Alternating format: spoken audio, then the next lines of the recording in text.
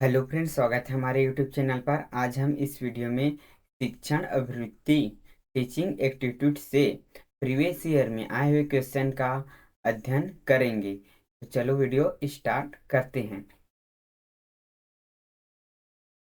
प्रश्न है, अधिगम का कौन सा सिद्धांत शिक्षण के मननात्मक स्तर का समर्थन करता है? तो यह संज्ञात्मक क्षेत्र सिद्धांत डी इसका करेक्ट आंसर हो जाएगा। यह प्रश्न 2021 में पूछा गया था। संज्ञात्मक क्षेत्र सिद्धांत शिक्षण के मननात्मक स्तर का समर्थन करता है। अगला प्रश्न है, कथन कथन पहला है, शिक्षण के प्रगामी प्रगतिशील दृष्टिकोण सिद्धांत है कि शिक्षा केवल आजीविका की तैयारी नहीं अपितु यह अपने आप में एक संपूर्ण जीवन होना चाहिए। कथन भी है, शिक्षण के पुनर्निर्माणवादी विचारधारा के अनुसार नई सामाजिक व्यवस्था को निश्चित रूप से प्रजातांत्रिक होना चाहिए। तो यहाँ पर कथन ए और कथन दो, यह दोनों कथन है वह सही हो जाएगा। फिर अगला प्रश्न है, अध्यापन के किस स्तर पर मुख्य जोर विचार और सूचना के ग्राह्य करने और उसके वैश्विक प्रसंस्करण पर होता है? तो यह स्मृति स्तर पर इस स्मृति स्तर के शिक्षा के शिक्षण का निम्नतम स्तर माना जाता है। इस स्तर पर सोचने की क्षमता की कोई भूमिका नहीं होती है। छात्र केवल सूचनाओं, सूत्रों और कानूनों को रटने जो उन्हें सिखाए जाते हैं।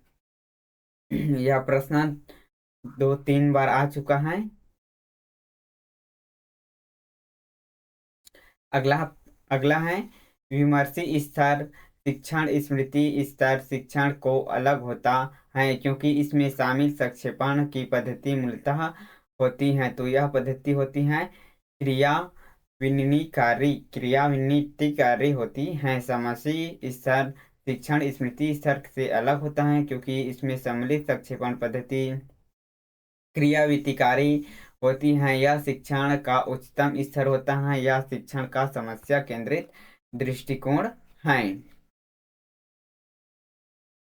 अगला है, कक्षा का मुक्त वातावरण जहां अध्यापक एवं छात्र आपस में सहभागी होते हैं और एक दूसरे का ध्यान है, ऐसे वातावरण में कौन सा शिक्षण स्तर सहायक होते हैं? तो ऐसे वातावरण में विमर्शी स्तर है वह सहायक होते हैं। यह प्रश्न 2020 में पूछा गया था। अगला प्रश्न है, निम्नलिखित विशिष्टताओं में से कौन सी शिक्षण के अबोध स्तर का वर्णन करती हैं? इसको बताना है। ए है, प्रस्तुत तथ्यों को स्मरण करने की शक्ति को प्रोत्साहित करने के लिए सुव्यवस्थित सोपानिक प्रस्तुति। तो यह है वह गलत है। फिर है, अवधारणाओं की व्याख्या करने के लिए अधिक संख्या में सकारात्मक एवं नकारात्मक का उदाहरण देना, यह सही है। सी है, सूचनाओं को प्रभावी भंडार पर, यह भी गलत है। डी है, तथ्यों के बीच संबंधों का अवलोकन को प्रोत्साहन करने में सहायक होना, यह सही है। ई है, तथ्य सूचनाओं का समीक्षा का विश्लेषण, यह गलत है। इस आधार पर हमारा बी और डी आंसर है वह सही है, जो कि डी ऑप्शन में दिखाया गया है। यह प्रश्न कई बार आ चुका है, यहाँ से आप देख सकते हो। फिर अगला है, विमर्शी शिक्षण की विशिष्ट पहचान क्या है? तो यह स्पष्ट, संगठित और सुसंरचित विषय वस्तु है। ये इसका करेक्ट आंसर होगा। यह भी प्रश्न कई बार आ चुका है। स्पष्ट, संगठित और सुव्यवस्थित विषय वस्तु चिंतनशील शिक्षण की पहचान है। चिंतनशील शिक्षण को अग्रेसित करने, उच्च स्तर पर लाने के लिए प्रयोग किया जाता है। यह केवल अवधारणाओं के समझ को ही नहीं बताता, यह उच्च मानसिक प्रक्रिया जैसे तर्क, विचार, अवधारणा विश्लेषण, गहन सोच आदि की भी मांग करता है। फिर अगला है शैक्षणिक उपदेश के अधिगम संज्ञात्मक व्यवहार के सही क्रम की पहचान करना है। सबसे पहले ज्ञान आएगा, उसके बाद अबोध, फिर अनुप्रयोग, उसके बाद अनुप्रयोग के बाद विश्लेषण, उसके बाद संश्लेषण। इस आधार पर हमारा सी आंसर है वह सही हो जाएगा, 1 3 2 4 5। यह प्रश्न कई बार आ चुका है, प्रीवियस ईयर में आए हुए हम जो पढ़ा रहे हैं उसको अधिक से अधिक पढ़े, क्योंकि यहीं से ही देखिए प्रश्न बार बार रिपीट हो रहा है। अगला प्रश्न, निम्नलिखित शिक्षण प्रभावी करने वाले कौन कौन से संभावित कारक अनुदेशात्मक और अधिगम वातावरण से संबंधित हैं? तो यह है उपयोग हेतु पाठ्य पुस्तकों की अनुपलब्धता, यह सही है। फिर है अंतःक्रियात्मक प्रक्रियाओं की पहल का प्रतिमान, यह भी सही है। फिर है स्मार्ट कलेक्शन कलेक्सेज की उपलब्धता, यह भी सही है, जो कि बी ऑप्शन में यह दिया है, दूसरा तीसरा और पांचवा ऑप्शन है वह सही हो जाएगा। उपयोग हो हेतु पाठ्य पुस्तकों सामग्रियों की उपलब्धता, स्मार्ट क्लासेज की उपलब्धता तथा अंतःक्रिया प्रक्रियाओं की पहल परक प्रतिमान विश्लेषण को प्रभावित करने वाले कारक हैं, जो कि अनुदेशात्मक विधियों और अधिगम वातावरण से संबंधित होता है। फिर अगला है शिक्षण की तुलना में शिक्षण का लक्ष्य निम्नलिखित का अवसर प्रदान करता है। तो यह साझेदारी और समाधि सहित प्रतिभाग जो सृजनशील विमर्श की प्रमुख होता है। डी इसका करेक्ट आंसर हो जाएगा। प्रशिक्षण की तुलना में शिक्षण का लक्ष्य साझेदारी और सावधानी सहित प्रतिभाग जो समीक्षात्मक और सृजनशील विमर्श की ओर उन्मुख होता है का अवसर प्रदान यह करता है। इस आधार पर हमारा ऑप्शन है यह सही हो जाएगा। फिर अगला प्रश्न है, निम्नलिखित में से उन विशेषताओं की पहचान कीजिए जो अप्रत्यक्ष शिक्षण रणनीति के साथ जुड़ी हैं। ए ए है, पहला है निर्देशित विद्यार्थी का अभ्यास, यह सही है। दूसरा है प्रश्न उत्तरी सत्र के माध्यम से व्याख्या अर्जन पर बल, यह भी सही है। उद्दीपक सामग्री को लघु एवं सरल पदों में प्रस्तुत करना, यह भी सही है। समस्या पर आधारित प्रस्तुतिकरण, यह गलत है। सहयोगात्मक अभियानों पर बल दिया जाना, यह भी सही है। इस आधार पर 1 2 और 3 यह तीनों ऑप्शन है वह सही हो जाएगा, जो हमारा बी ऑप्शन में है। अगला है शिक्षण के किस स्तर का संरचनात्मक निर्देशन और विद्यार्थी के व्यवहार की निकट परीक्षण करने की गतिविधि प्रदान होती है। तो यह स्मृति स्तर में शिक्षण के स्मृति स्तर में संरचनात्मक निर्देशक और विद्यार्थियों के व्यवहार के निकट पर्यवेक्षण करने की गतिविधियां को प्रबल होती हैं। शिक्षण की स्मृति स्तर के प्रमुख प्रवक्ता हावर्ट थे। यह शिक्षण के अधिगम की प्रक्रिया के प्रथम चरण है।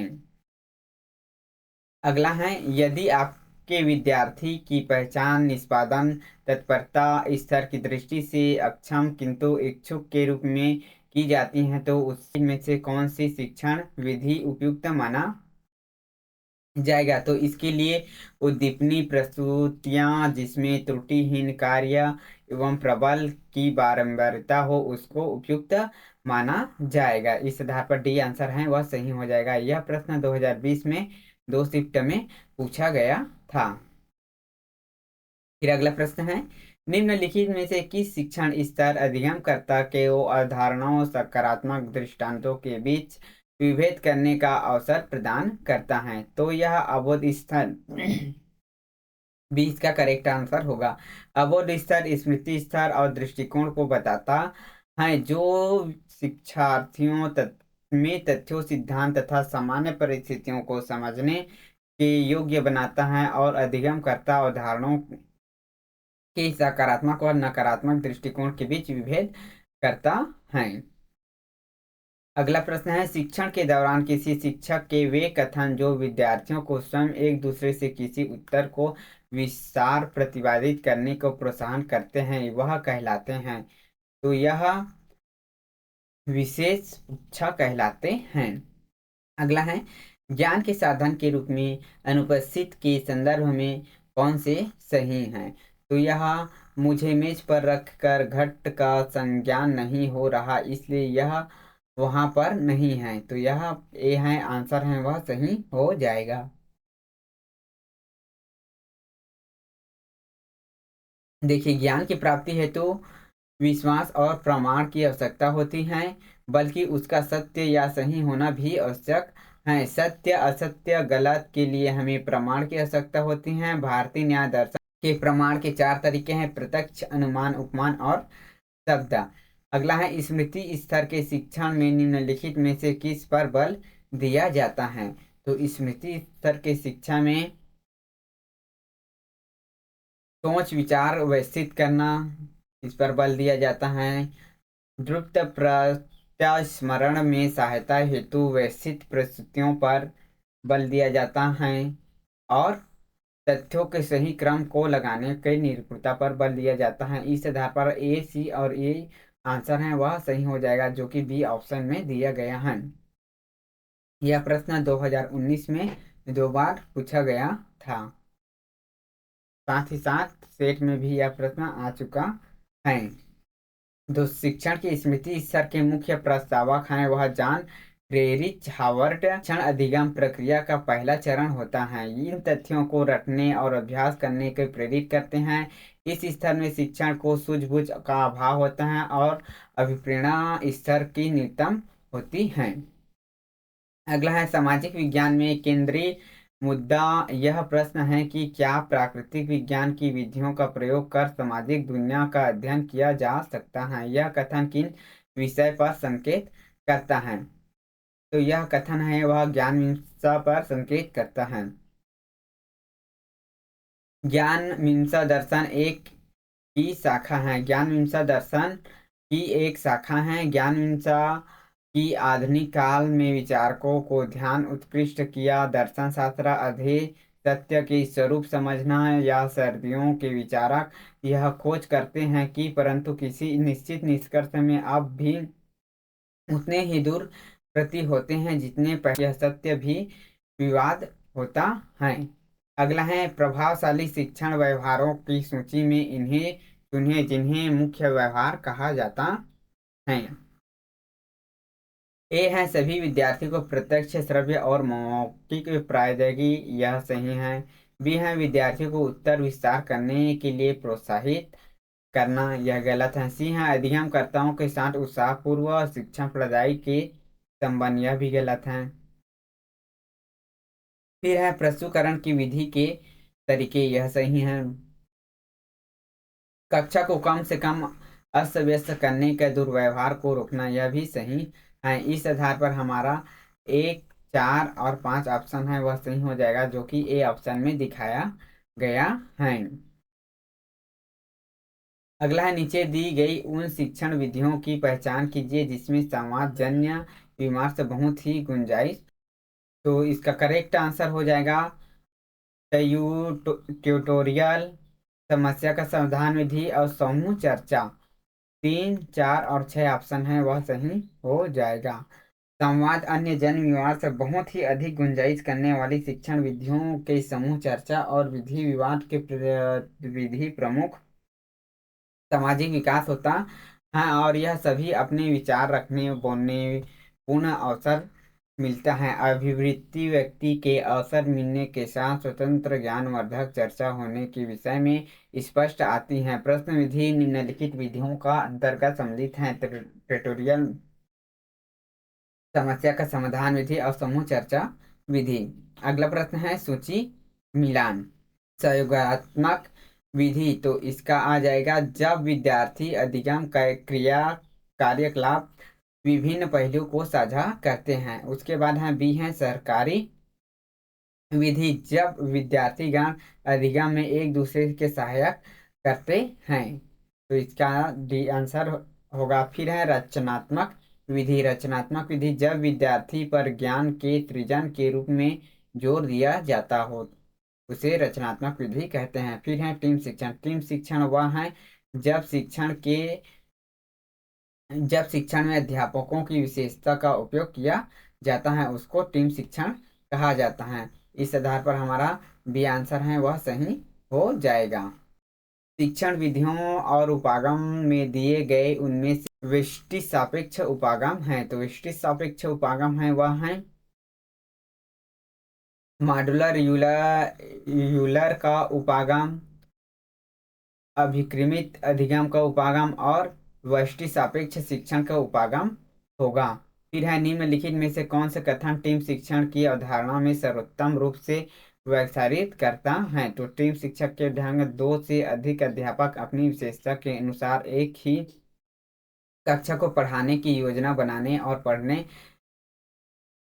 पढ़ाते हैं, तो सी आंसर है इसका सही हो जाएगा। टीम शिक्षण समूह शिक्षण वर्तमान रूप में इस अवधारणा को व्यापित करती हैं कि इसके अंतर्गत दो से अधिक अध्यापक अपनी विशेषता के अनुसार एक ही कक्षा को पढ़ाने की योजना बनाते हैं और पढ़ाते हैं। टीम शिक्षण को सह शिक्षण समूह शिक्षण भी कहते हैं। इसके अंतर्गत शिक्षक एक ही कक्षा में साझा करने के लिए छात्रों को एक ही समूह पर योजना बनाते हैं, व्यवस्थित करने के लिए निर्देश देने और मूल्यांकन करने के साथ साथ क्रियाकलाप को संपन्न करता है। फिर अगला है नीचे दी गई में से कौन सी प्रत्यक्ष नीति है। तो यह है उदाहरण और व्याख्या प्रदान करना, अन्वीक्षणात्मक और पुनः प्रस्तुतिकर्ता, और पांचवा अभ्यास की प्रतिपुष्टि प्रदान करना। इस आधार पर सी ऑप्शन है वह सही हो जाएगा। देखिए, प्रत्यक्ष शिक्षण विधि व्याकरण नियमों का ज्ञान कराए बिना भाषा को शुद्ध रूप से अनुकरण करने का अवसर प्रदान करता है। ऐसे शिक्षण जिसका भाषा का पूर्ण अधिकार है उसके बालकों को प्रिय वार्तालाप अवसर प्रदान करते हैं। प्राथमिक स्तर के लिए यह विधि उपयुक्त होती है। प्रत्यक्ष शिक्षण विधि से संबंधित प्रमुख रणनीतियाँ इस प्रकार है: उदाहरण और व्याख्या प्रदान करना, अन्वेषणात्मक और पुनः प्रस्तुति परकता, और अभ्यास और प्रतिपुष्टि प्रदान करना। इस आधार पर इसका आंसर है वह सही हो जाएगा। अगला प्रश्न है सूची मिलान। ए ए है सर्वात्म विकास स्तर, तो इसका आ जाएगा विद्यार्थी की भावनाओं को महत्व पर बल देता है और कठिन सोच महत्व को कम करता है। बी है स्मरण स्तर, स्मरण स्थल है वह तुलनात्मक स्तर कर विचारहीन होता है। सी है आबोध स्तर, आबोध स्तर है वह सिद्धांतों को एकांकी तथ्यों को बीच संबंध को देखने का बल देता है। और विमर्शक स्तर है यह समस्या केंद्रित होता है, इसमें अधिगमकर्ता की अपेक्षाकृत अधिक सक्रिय भागीदारी और कल्पना और की जरूरत होती है। इस आधार पर हमारा सी ऑप्शन है वह सही हो जाएगा। यह प्रश्न कई बार पूछा जा चुका है, यहाँ से आप देख सकते हो। साथ ही साथ यह प्रश्न को नेट के अलावा सेट में भी पूछा गया है, जो कि बहुत ही इम्पोर्टेंट है। आज के लिए बस इतना ही। यदि वीडियो पसंद आए तो लाइक शेयर कमेंट और सब्सक्राइब करना ना भूलें। Thank you.